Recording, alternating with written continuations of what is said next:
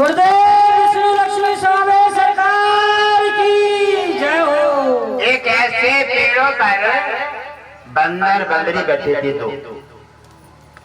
बंदरी कहने लगी, ऐसो करो जी, बड़ा अच्छा समय है ये।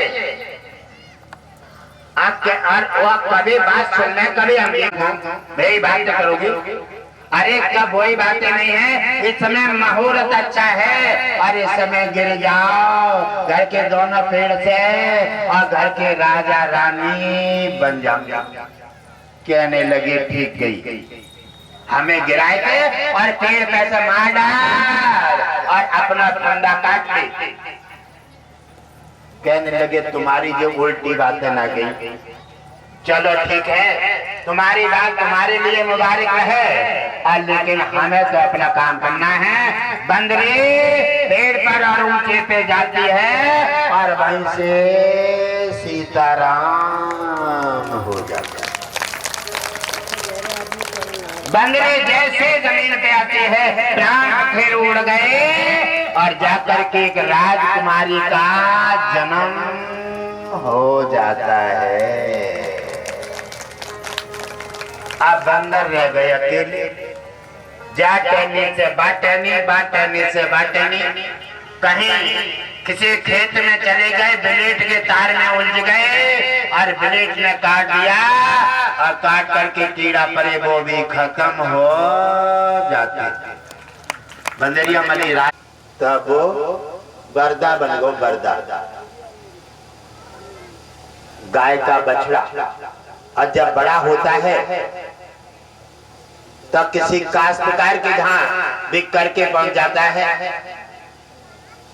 अब काश्तकार क्यों लेगा? हल में चलाने के लिए हल में चलाता है। अब तो पहले जन्म के बंदर है, ओला फांदी करना आती है। अब हल में चलने का है, थोड़े से चले और गिर जाएं, थोड़े चले और गिर जाएं।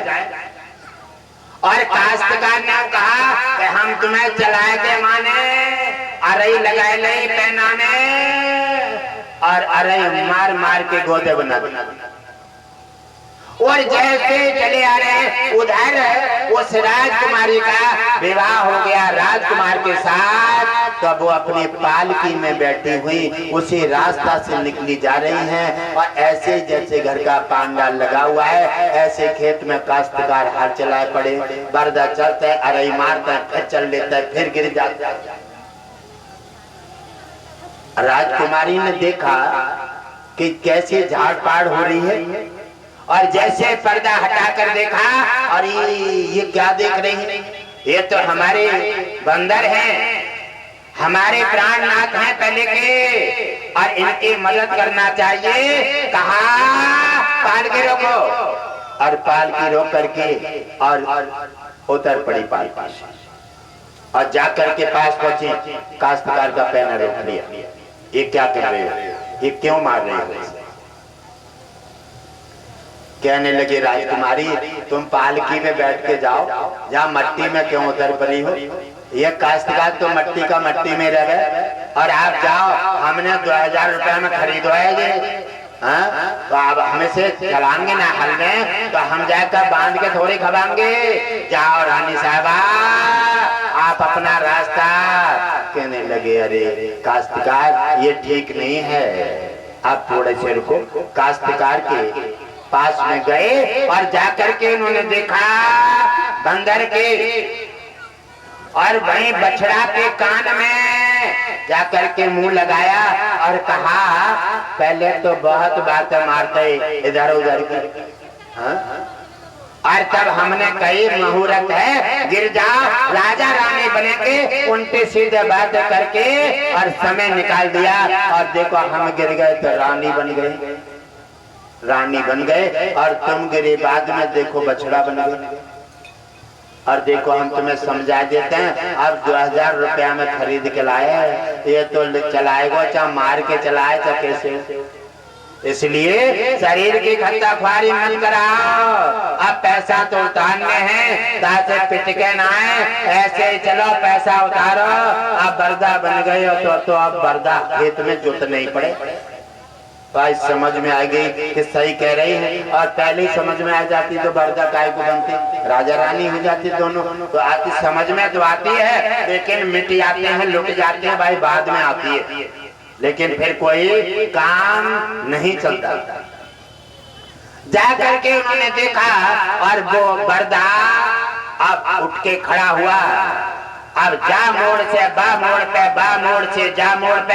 अब तो हालना साथ में काश्तकार को कहने लगी ये कोई राजकुमारी नहीं है, कोई जादूगर है, इस पर कोई जादू है। अरे न जाने कौन सा मंत्र फूक गई कान में, अब तो ये बछड़ा रुक ही ना रहा है। और वहीं पर हर को मुकरा देते हैं और वहीं से भागे और जाकर के राजकुमारी पालकी रोके, पालकी रोके। राजकुमारी में कहीं क्या हो गया है काश्तकार को, क्या बात है? अरे कहने लगी राजकुमारी जी बात कुछ ना है, आप नाराज मत हुई हो।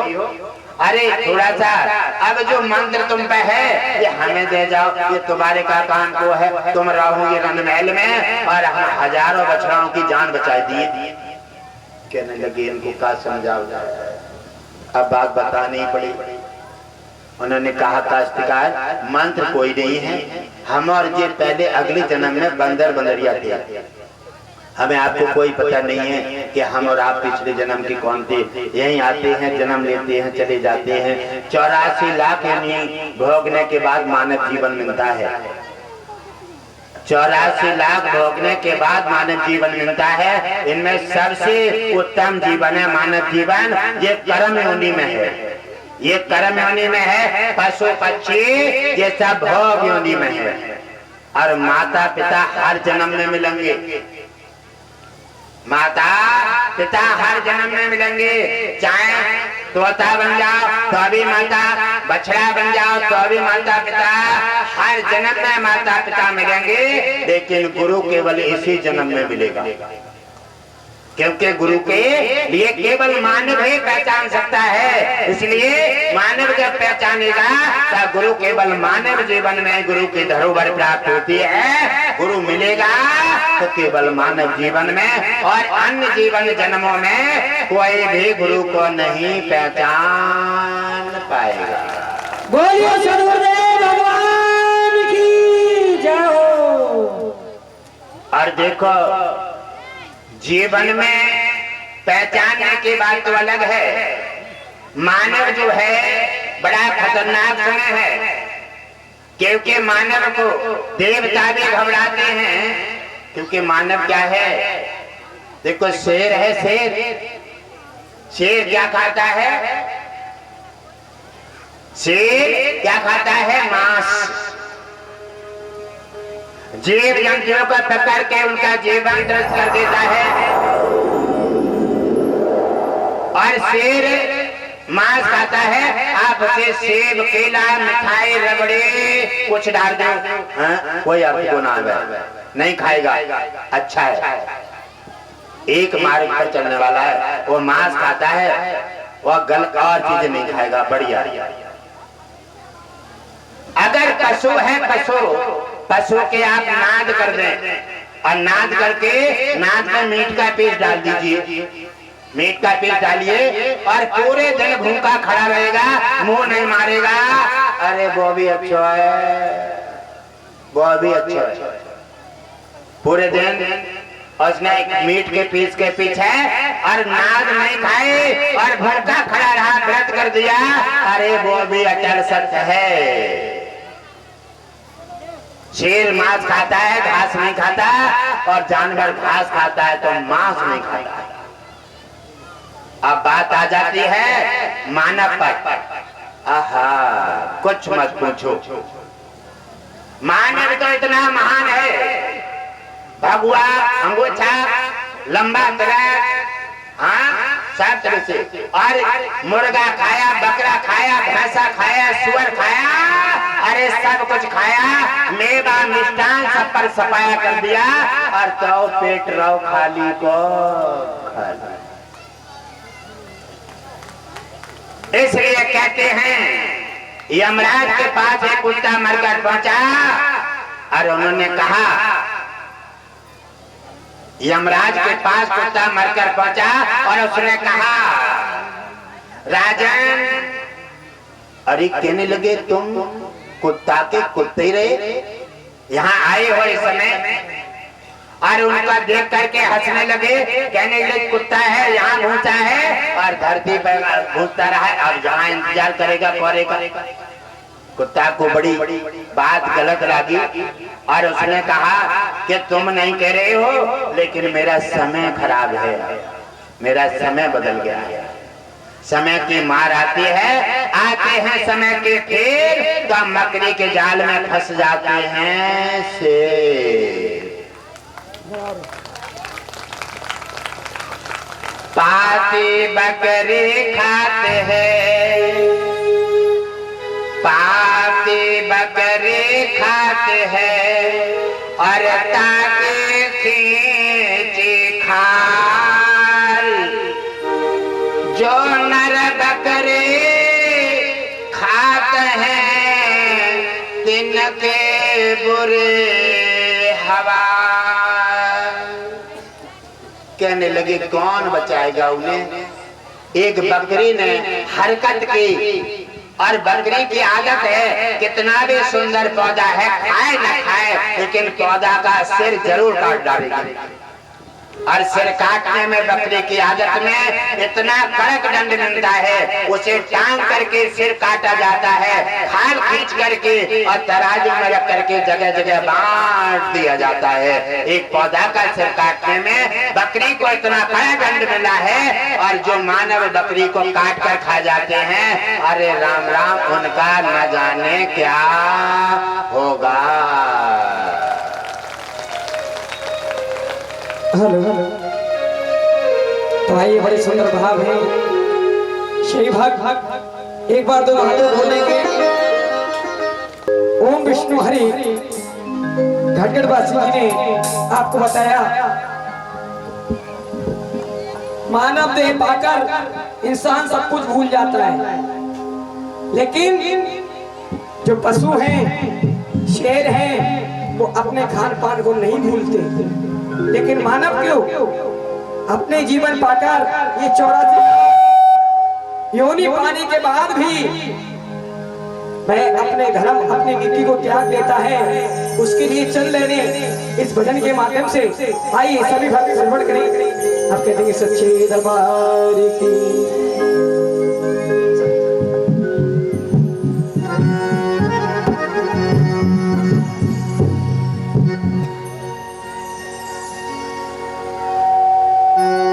हेलो हेलो,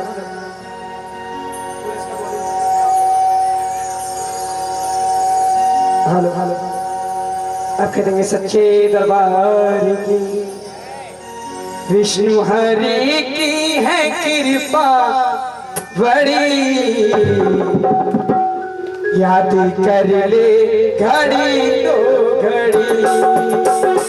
विष्णु हरि की है कृपा बड़ी, याद कर ले घड़ी तो घड़ी। घंटी बज जाए कभी पूछी की, आपके हरे रंग सुहाने उसकी प्रभु की है कृपा बड़ी, याद कर ले घड़ी तो घड़ी।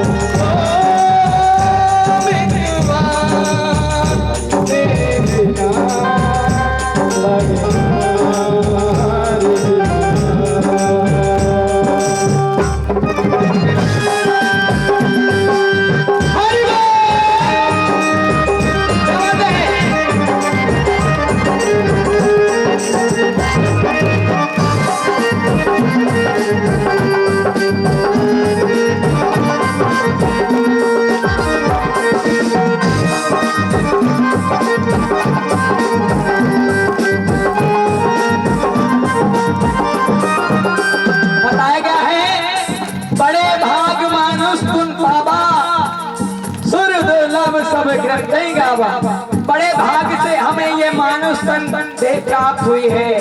इसमें आके हम भगवान विष्णु का भजन नहीं कर सके, अपने गुरु के वचनों की आज्ञा का पालन नहीं कर सके, उनकी आज्ञा का पालन नहीं कर सके। बेकार है। और कहने लगा उस प्रभु की है कृपा बड़ी, याद कर ले घड़ी दो घड़ी, बज जाए कब की मोती हर दम से आने लगी। उस प्रभु की है कृपा बड़ी।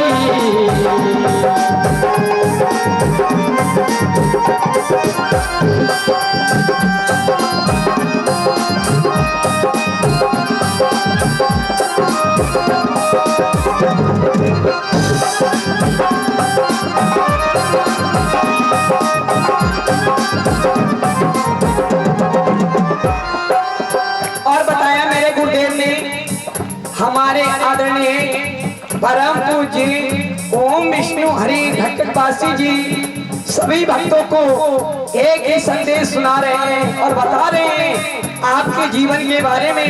ये मानव देह कैसे मिली है और कैसे आपके पिछले जन्म के पुण्य उदय हुए हैं, तब जाके ये मानव देह प्राप्त हुई है। और ऐसे घटकवासी से आपका नाता जुड़ा है। कैसे किन्हीं सुबह कर्मों का फल है ये, तुझे मानव का चोला मिला। सुबह कर्मों का फल है ये, तुझे मानव का है जाने कब होगा ये सिलसिला,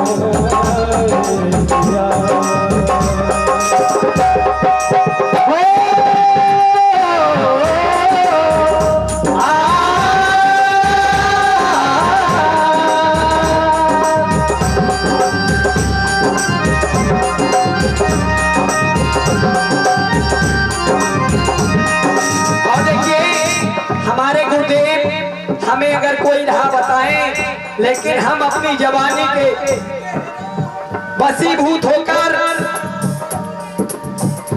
गुरुदेव की बातों पे अमल नहीं करते, उनके बताए हुए रास्ते पर नहीं चलते। गुरुदेव ने कहा वहां तो कह देते हैं हाँ ठीक है, लेकिन गुरुदेव जैसे ही बचे वैसे ही अपने मैं में आ जाते हैं, अपने आप में आ जाते हैं। उनके लिए मेरा कहना है, आइए इन चंद लाइनों के माध्यम से, अरे ताली बजा लो, क्या करोगे ना हाथों का। आइए बड़े सुंदर से भाव है, कभी नहीं कहा है जिज्जा जानी पे तेरा क्या बात है। इंसान जब जवान होता है, जवानी में होता है, तो वह सारे कार्य को ये समझता है मैं सेकंड में कर दूंगा, लेकिन वह भूल जाता है, वह परम पिता परमेश्वर को, घाटघटवासी को भूल जाता है। इसलिए मेरे गुरुदेव बार बार आपको संबोधित कर रहे हैं, समझा रहे हैं, सत्संग के माध्यम से, प्रवचन के माध्यम से और भजनों के माध्यम से। सुनिएगा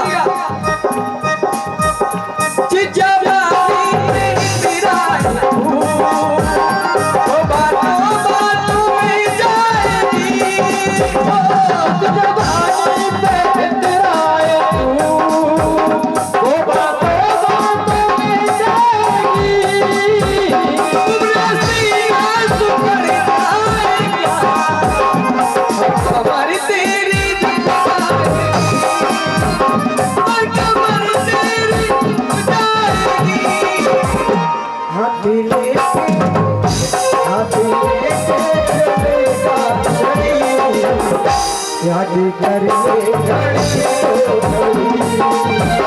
विष्णुवाणी की है कृपा बड़ी, याद कर ले घड़ी तो घड़ी।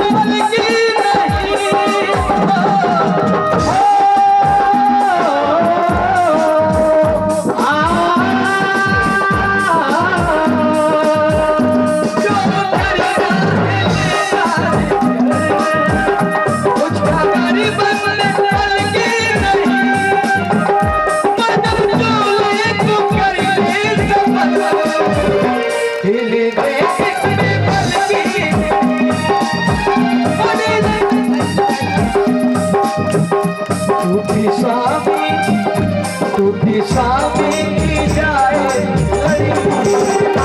राधे कर ले घड़ी तो घड़ी, है कृपा बड़ी, राधे कर ले घड़ी तो घड़ी। गुरुवर तेरे लगे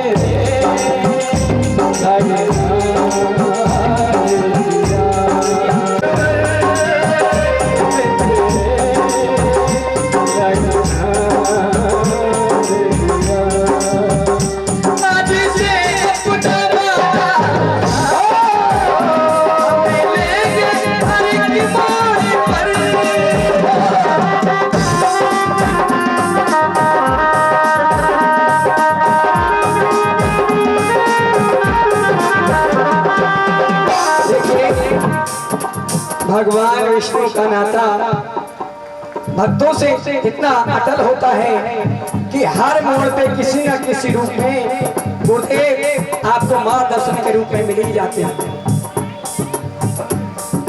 तो हमारे गुरुदेव कहने लगे आज से अपना मैं मिलूंगा हर की मोड़ पर।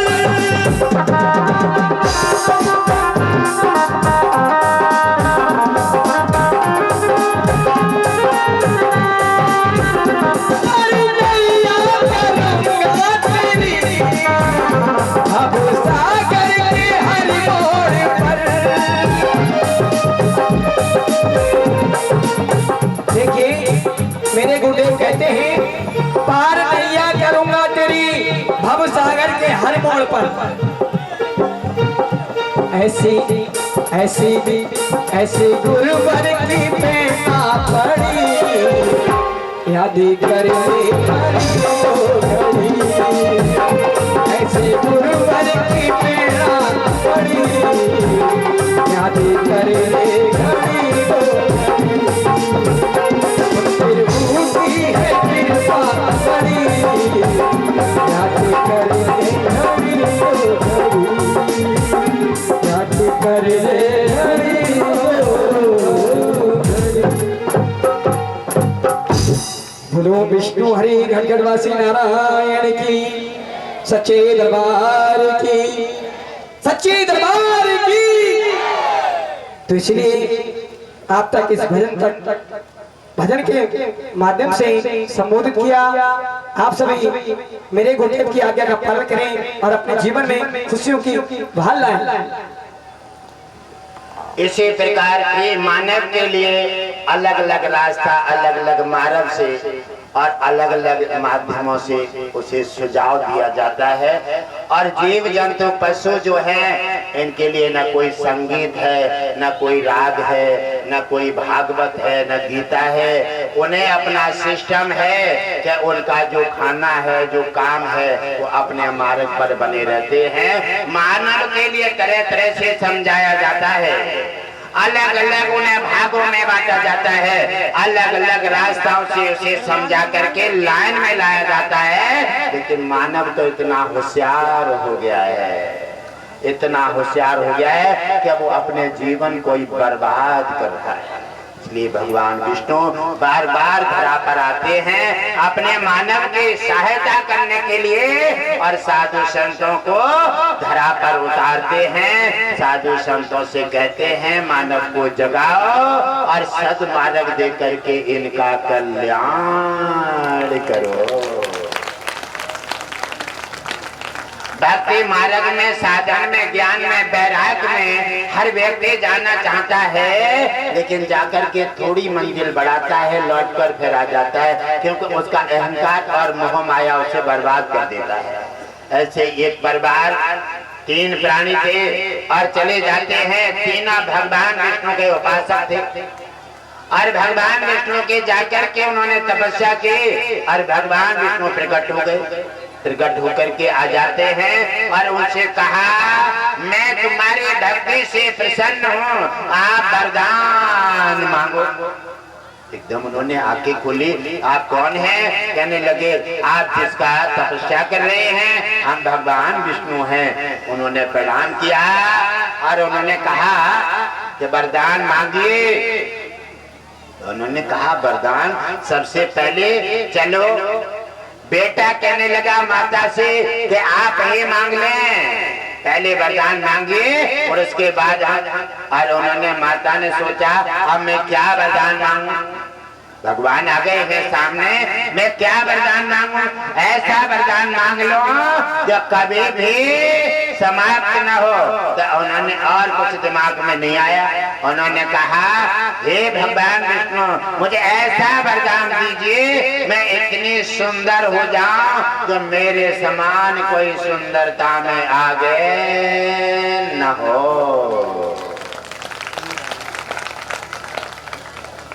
भगवान विष्णु प्रसन्न हुए और उन्होंने कहा तथास्तु ऐसा ही हो। वरदान देकर के और 16 साल की सुंदर कन्या रूपवती बन जाती हैं। उधर अब पति की बारी आती है। उन्होंने कहा भगवान विष्णु ने हे भक्त वरदान मांगो। कहने लगे अब मैं क्या वरदान मांगू, हमारे तो सिस्टम ही बिगड़ गया।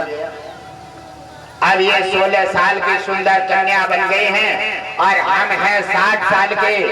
अब वरदान क्या मांगे? इसलिए गुस्सा में छा जाते हैं। क्रोध जो है घर का पतन कर देता है। ज्ञान भक्ति वैराग्य से हटा करके और मिट्टी में मिला देता है। इसलिए सोच नहीं कर पाए, विचार नहीं और तत्काल कहने लगे पत्नी ने मेरी बात नहीं मानी है और मोरे से परामर्श नहीं लिया है, इसलिए चलो मैं भी ऐसा ही वरदान मांग ली। और कहने लगे हे भगवान विष्णु अगर आप प्रसन्न हैं वरदान देना चाहते हैं तो मेरी पत्नी बकरिया बन जाए। भगवान विष्णु ने कहा तथास्तु ऐसा ही हो। अब सुंदर भी बन गई और बकरिया भी बन गई। अब वरदान लग गया बेटा का। भगवान विष्णु ने कहा 2 वरदान पूरे हो चुके हैं और अब बेटा का वरदान है, तुम भी मांगो और हमारा जाने का समय हो रहा है। कहने लगे अब बताओ हम क्या मांगे? हमारे तो माता पिता की लड़ाई झगड़े में हमारे सब वरदान पूरे हो गए। इन्होंने मांगा सुंदर हो जाए, उन्होंने मांगा बकरिया बन जाए। अब हम क्या मांगे? हमारे तो घर चौपट हो गो। वरदान मांगने का और भजन करने का तपस्या करने का कोई फल नहीं मिला। जब तुम्हारा विवेक शून्य है, जब आपका दिमाग काम नहीं करता है और जब आप गुरु के आज्ञाकारी नहीं हैं तो आपका दिमाग काम करेगा ही नहीं। विवेक की चाबी गुरु के हाथ में है, धर्म की चाबी गुरु के हाथ में है, ज्ञान की चाबी गुरु के हाथ में है और पूरा सिस्टम गुरु के हाथ में है। अरे बेटा कहने लगा मैं क्या मांगू, भगवान जाने वाले हैं। कहने लगे चलो अब क्यों देर कर रहे हो, अरे हम तुम वहीं रखना चाहते हैं वहीं रहे। कहने लगे हे नाथ आप कृपा कीजिए और मेरे को वरदान दे दीजिए, मेरी माता जैसी हुई वैसी ही हो जाए। भगवान विष्णु ने कहा तथास्तु ऐसा ही हो। वरदान देकर के भगवान अंतर्ध्यान हो गए। जब भगवान विष्णु क्षीर सागर पहुंचे, लक्ष्मी जी बहुत खुश और कहने लगे वाह नाथ आपकी तो बड़े विचित्र लीला है। कोई तपस्या करता है, घर द्वार छोड़ता है, पानी अन्न जल त्याग देता है और तुम्हें पाने के लिए और तुम चले जाते हो, दर्शन में मिल जाते हैं। तो अभी क्या कहते हैं, काग पड़ाए पिंजरा, काग पड़ाए पिंजरा और पड़ गए चार वेद, जो सुध आए कुटुंब के कर रहे ढेर के ढेर। लौट करके तीनों प्राणी घर आते हैं और घर आकर देखा तो दोनों तीनों अपनी चर्चा करते चले आते हैं। तपस्या भी करी, तपस्या पूर्ण भी हुई, भगवान विष्णु भी आए, लेकिन वरदान भी तुम्हारी बुद्धि ऐसी है वो आपके वहीं रहे। उधर भगवान विष्णु से लक्ष्मी प्रसन्न है, हे नाथ ये क्या लीला है तुम्हारी, भक्त तुम्हारे हैं, दुनिया तो भ्रम में डालती है और भक्त ऐसे संकटों से तैर करके दुनिया खींचती रहती है। पति खींचता है भजन मत करो, संतान खींचती है भजन मत करो, पारिवारिक खींचते हैं भजन मत करो। भगवान के भजन से तो वैसे भी विरोध है और ऐसे तैसे सारे संसार से संकट पार करके और तुम्हारे नाम के सहारे और तुम्हारे लिए समर्पित होता है और तुम भक्त के जे हाल बना देते हो। कहने लगे लक्ष्मी बात ये नहीं है, मैं तुम्हारी बात जानना चाहता हूँ कि आपका भक्त के प्रति कैसा भाव है। कहने लगे नाथ भक्त के प्रति तो हमारा अथाह भाव रहता है और भक्त बड़ा परेशानी और संकटों से तुम तक आ पाता है, आप कृपा कर दीजिए और उनका कल्याण हो। उन्होंने कहा लक्ष्मी इनका इस समय में बस इतना ही वरदान है, अगले समय में जाकर के और फिर मानव योनि में आकर के ये सम्राट राजा बनेंगे, सम्राट राजा बनेंगे। इनके अच्छी संतान उत्पन्न होगी और ये मनमानी इनकी इच्छा पूर्ति होकर के 28,000 साल तक राज्य करेंगे। मेरा दर्शन, मेरा भजन, मेरा गान, मेरी सेवा और मेरा भजन कभी व्यर्थ नहीं जाता है। मैं अपने भक्त को निश्चित ही कहीं न कहीं किसी न किसी मोड़ से उसको आशीर्वाद दे करके उसका कल्याण कर दे। बोलिए